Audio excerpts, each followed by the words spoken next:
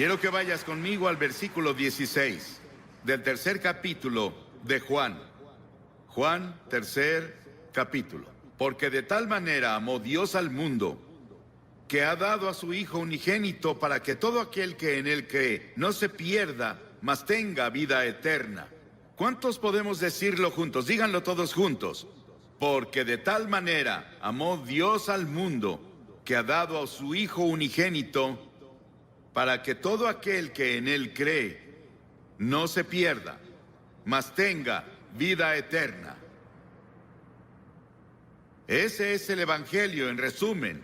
Es una Biblia en miniatura. Cada cosa que debes saber sobre la redención y la salvación está en ese versículo de las Escrituras. 30 palabras maravillosas que mi madre me enseñó cuando estaba bañándome un sábado en la noche en una granja en Carolina del Norte. Ella dijo: quiero que te aprendas este pasaje de la Biblia. Y me enseñó ese pasaje porque de tal manera amó Dios al mundo, que ha dado a su Hijo unigénito, para que todo aquel que en él cree no se pierda, mas tenga vida eterna.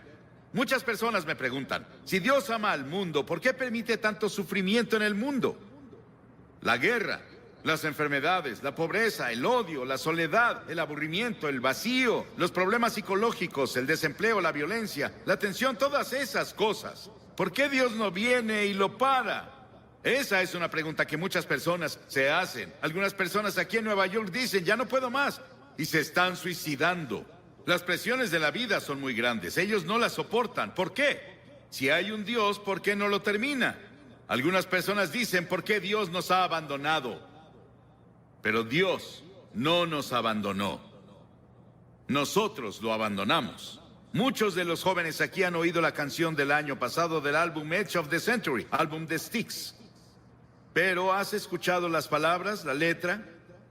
Aquí está la letra, escucha. Todas las noches digo una oración, esperando que haya un cielo, pero cada día estoy más confundido, cuando los santos se vuelven pecadores. Todos los héroes y las leyendas que conocí de niño han caído como ídolos de arcilla, y siento este lugar vacío adentro. Tengo tanto miedo que perdí mi fe. Muéstrame el camino, muéstrame el camino. Llévame esta noche a la montaña y llévate mi confusión y muéstrame el camino. Y si veo una luz, ¿debo creer? Dime cómo lo sabré.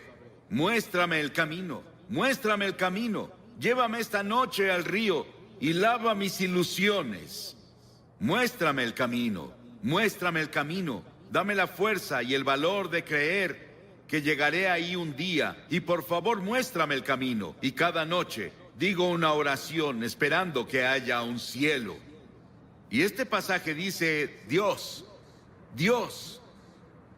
¿Crees en Dios? Sí. No puedo probar a Dios. No puedo llevarte a un laboratorio científico y probarte que hay un Dios. Pero la Biblia nos enseña sobre Él. Él es el creador. En el principio Dios creó los cielos y la tierra. Todas las estrellas que ves en la noche, si pueden verlas en Nueva York, Dios las creó y las colocó. Él también es espíritu. La Biblia dice: Dios es espíritu y quienes lo adoran deben hacerlo en espíritu y en verdad. Él no tiene un cuerpo como tú y yo. Él solo podría estar en un lugar a la vez si tuviera un cuerpo como estos. Pero Dios es espíritu y está en todos lados al mismo tiempo. Puede estar en Rusia, puede estar en China, puede estar en América, puede estar en África, puede estar en Latinoamérica, puede estar en todos lados al mismo tiempo. Dios también no cambia. Yo soy el Señor Dios que no cambia, dice la Biblia, en el cual no hay mudanza ni sombra de variación, dice Santiago. La Biblia enseña que Dios es un Dios santo, absolutamente santo. Él no puede ignorar el pecado. La Biblia también nos dice que Él es un Dios de juicio, pues Dios juzgará toda obra, aun la realizada en secreto. Piénsalo, cada cosa secreta que hiciste, todos tus pensamientos secretos, las cosas que pensaste que nadie sabía, un día serán sacadas a la luz y vas a ser juzgado. La Biblia dice que Dios ha fijado un día en el que juzgará al mundo. Piénsalo, fijó un día, un momento en el que Él va a juzgar al mundo y tú estarás ahí. Dios, pero Dios también es un Dios de amor. Mi madre me amaba. Pero ella no me amaba, ni cercano a lo mucho que Dios me ama, y eso parece imposible de creer. Mi esposa me ama. Yo la amo. Tengo 5 hijos, los amo. Tengo 19 nietos, los amo. Y espero que ellos me amen. Tengo 3 bisnietos, creo que me aman, y los amo, y sé que todos aman al Señor. Pero nada puede compararse con el amor de Dios. Tuvieron que inventar una nueva palabra en griego para decirnos algo sobre el amor de Dios. Dios es un Dios de amor, Él te ama. Y si hay una cosa que quiero que te lleves de este gran parque cuando te vayas hoy es esto: Dios te ama. Dios te ama. Dios te ama. Y Dios está interesado en ti. Y Él tiene contados tus cabellos. Él ve al pajarillo caer. Sabe todo de ti y te ama. No importa cuántos pecados hayas cometido o lo que hayas hecho. Podrías haber llegado tan bajo como Nicky Cruz lo describió, su vida hace rato, pero Dios te ama. Y si Dios pudo cambiar a Nicky Cruz y cambió a Johnny Cash, Dios te cambiará, si se lo permites. Y Él puede hacerlo hoy. Comienza ahora. Sí, Dios es un Dios de juicio. Él traerá juicio a cada obra, y Él estableció un día en el que Él traerá el juicio al mundo. Pero Dios también es un Dios de amor. Nada se compara al amor de Dios. La Biblia dice, Dios es amor. Sí, los he amado con amor eterno, dice Jeremías. Y por esa razón Dios creó al hombre. ¿Te has preguntado por qué estás aquí? ¿Por qué Dios creó los humanos? ¿Y cuál es el propósito de los humanos? Dios te creó porque Él es un Dios de amor. Y Él quería que otras criaturas en el universo pudieran elegir amarlo también. Entonces, Él creó al hombre, Adán y Eva. Él los puso en un paraíso perfecto. Y creemos que se localizaba en un país que ahora se llama Irak, en la cabeza del Golfo Pérsico. Mucho de la Biblia se escribió en Irak, Nínive, Babilonia, Ur de los caldeos, de donde viene Abraham. Y Abraham es el padre de los judíos, de los cristianos y del pueblo islámico.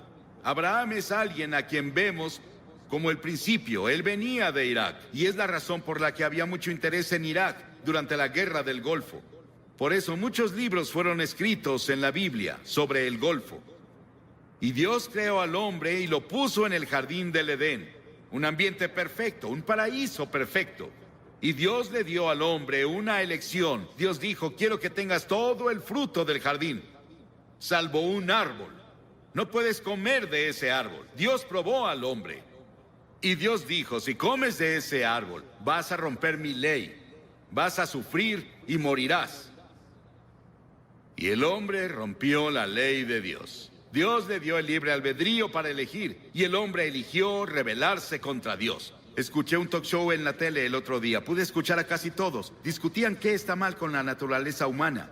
¿Por qué las personas hacen las cosas que hacen? ¿Por qué las personas cometen los crímenes que hay? ¿Por qué las personas dicen mentiras? ¿Por qué hay tantos celos? ¿Por qué hay tantos problemas en el mundo? Es porque el hombre está enfermo. Y la enfermedad se llama pecado.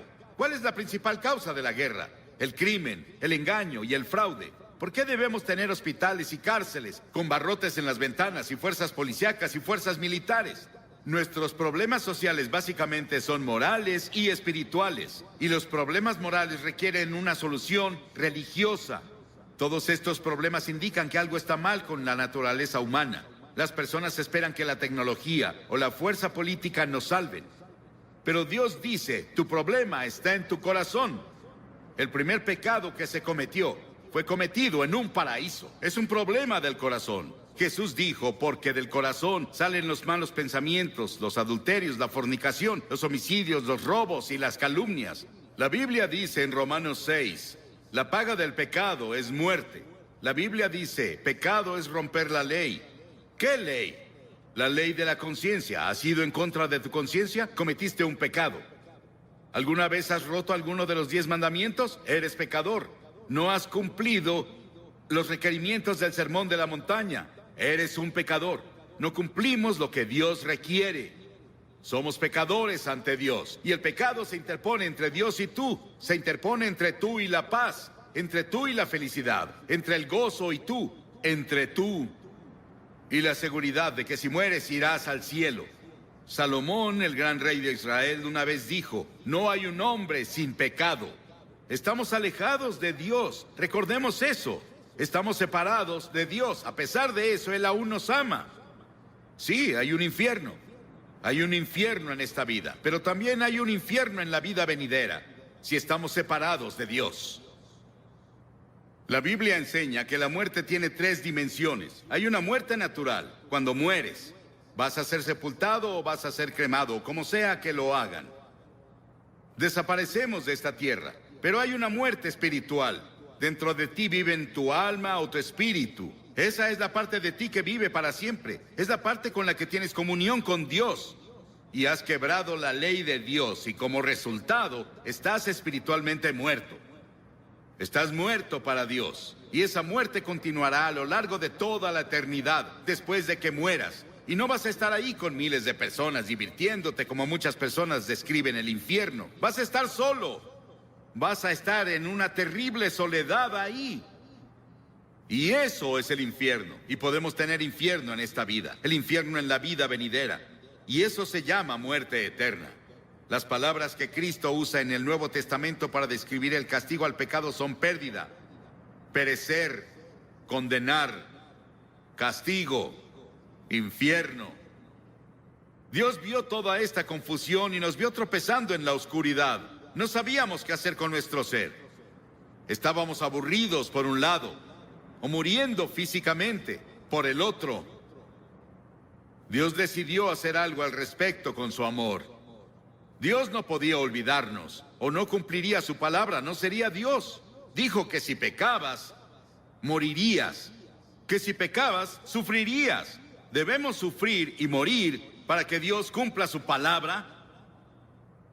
Un día caminaba con uno de mis hijos en un sendero de Carolina del Norte. Pisamos un hormiguero y vimos abajo y había hormigas muriendo y sufriendo y su casa estaba destruida. Mi hijo me dijo: papá, ¿no sería genial que las ayudáramos a reconstruir su casa y las lleváramos a sus hospitales?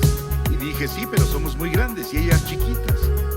Y pensé que era una buena ilustración. Dios miró desde el cielo y nos vio con toda nuestra oscuridad, con nuestros tropiezos y nuestros problemas y peleas y disputas y dificultades y guerras. Pero Dios era muy grande. Somos muy pequeños. Parecemos hormigas arrastrándose en este planeta. ¿Qué podía hacer Dios? Dios decidió hacer algo al respecto. Dios se volvió hombre. Dios se volvió hombre. Y ese hombre es el Señor Jesucristo. Él nació de la Virgen María y vino con un propósito. Él vino a salvarte y a salvarme y a salvar al mundo. Y Él vino a morir. Es el único hombre que vino al mundo con el propósito de morir. Llevó nuestros pecados a la cruz. Lo llevaron fuera de Jerusalén y lo clavaron ahí los romanos, no los judíos, los romanos. Lo llevaron fuera de los muros de Jerusalén y lo clavaron en una cruz. Y Él derramó su sangre. Y en ese terrible momento, cuando estaba ahí, dijo: Dios mío, ¿por qué me has abandonado? Y en ese terrible momento hizo 7 agonizantes expresiones. Y en esas expresiones Él nos decía que se llevó nuestros pecados. Fue hecho pecado por nosotros. Piénsalo, Él fue hecho pecado. Se volvió culpable de tu adulterio. Se volvió culpable de todos los pecados sexuales que cometiste. Se volvió culpable de toda la envidia y los celos, las peleas y los asesinatos y homicidios que lees en los periódicos casi a diario. Él lo hizo pecado por nosotros. El Señor puso sobre Él la iniquidad de todos nosotros. Piénsalo. Él tomó nuestros pecados. ¿Y qué debemos hacer? Debemos arrepentirnos del pecado. A lo largo de todo el Antiguo Testamento, los profetas decían: arrepiéntete. El primer sermón que Jesús predicó fue: arrepiéntete. En todo el Nuevo Testamento escribió: arrepiéntete, arrepiéntete, arrepiéntete, arrepiéntete. ¿Qué significa arrepentirse? Significa que confiesas a Dios: he pecado contra ti, Señor. Lo admito. significa que te vuelves de tus pecados. Estás dispuesto a dejar que Dios haga su voluntad en tu vida y estás listo para seguirlo y servirlo desde ahora. Eso es arrepentimiento. Hace unos días, en nuestro pan diario llamado Llévame a la Cruz, Cliff Barrows me dio esta maravillosa historia. Un policía, un oficial, estaba patrullando una noche en un pueblo del norte de Gran Bretaña, cuando escuchó un sollozo entrecortado. Vio a un niño en la sombra sentado en una puerta y las lágrimas corrían por sus mejillas. El niño dijo: estoy perdido. Por favor, lléveme a casa. El policía comenzó a nombrarle calle tras calle, intentando ayudar al niño a recordar dónde vivía. Él nombró tiendas y hoteles en el área, pero no tuvo éxito. Luego recordó que en el centro de la ciudad había una iglesia con una gran cruz blanca que sobresalía por arriba de la ciudad. Él la apuntó y dijo: ¿vive cerca de eso? La cara del niño de inmediato se iluminó. Sí, señor, lléveme a la cruz. Encontraré mi casa desde ahí. Y si vienes a la cruz hoy, hay un camino. Si vienes por el camino de la cruz, si estás perdido, el único camino a casa es ir a la cruz. La cruz de Cristo dirige a los perdidos a su hogar eterno. Pero Jesús no se quedó en la cruz. Él resucitó de los muertos. Dios resucitó de los muertos. No voy a hablarte sobre un Jesús muerto. Voy a hablarte sobre un Jesús vivo. Y ese Cristo vivo puede venir a tu corazón hoy por el Espíritu Santo y hacerte una nueva persona. Darte una nueva visión de la vida. Quitarte esa soledad.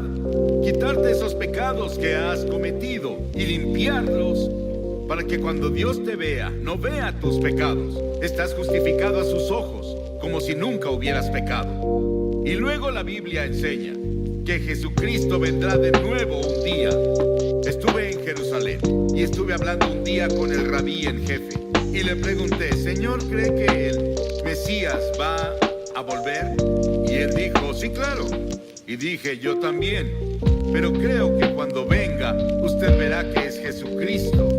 Él se rió por un momento con su taza de café y dijo...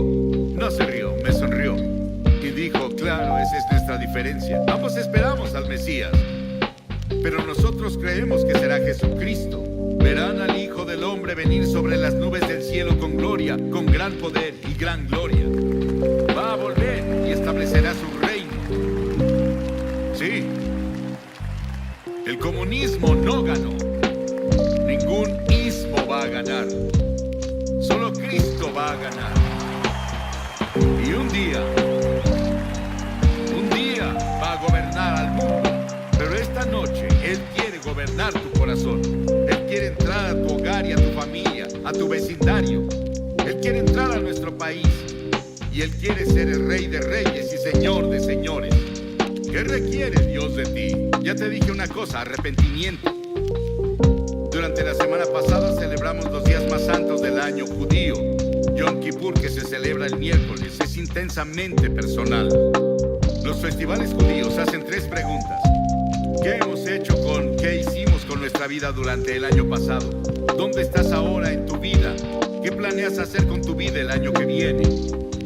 Y una de las razones por las que Yom Kippur ejerce una fascinación sobre los judíos es porque el tema de la festividad es tan personal y contemporáneo. No hay una sola persona entre su pueblo que diga: mi vida está completa y espiritualmente plena. Todos fallamos y tenemos que decir con los demás: también soy pecador, estoy separado de Dios, estoy perdido, necesito encontrar el camino a casa.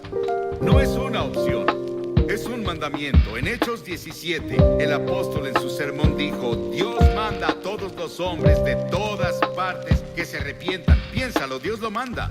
Es un mandamiento que te arrepientas. ¿Te has arrepentido? ¿Estás seguro? Si no te has arrepentido de tus pecados, nunca verás el interior del reino de los cielos.